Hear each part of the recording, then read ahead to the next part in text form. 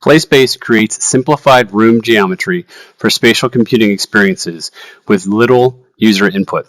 The way this works is the user simply needs to plot the corners of their room by clicking in them. If you want to use the actual physical walls within the Playspace, simply click close to them. Then to close an area, either click the last point again or the first one again. After that, the solver will kick in and it will create simplified geometry that matches your room. As you can see here, we missed this corner, so let's go ahead and do this again and add that.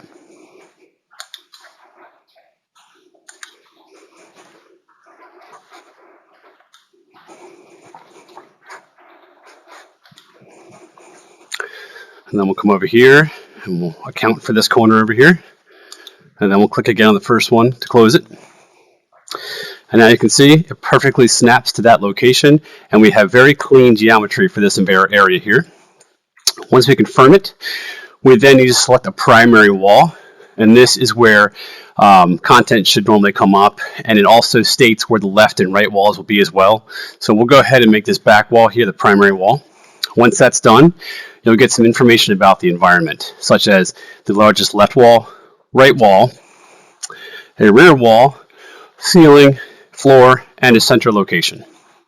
Another thing about this solution is that when an application is quit,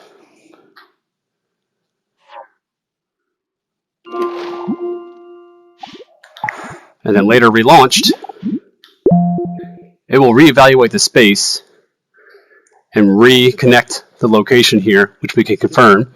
And as you can see, it lines up just as it did before.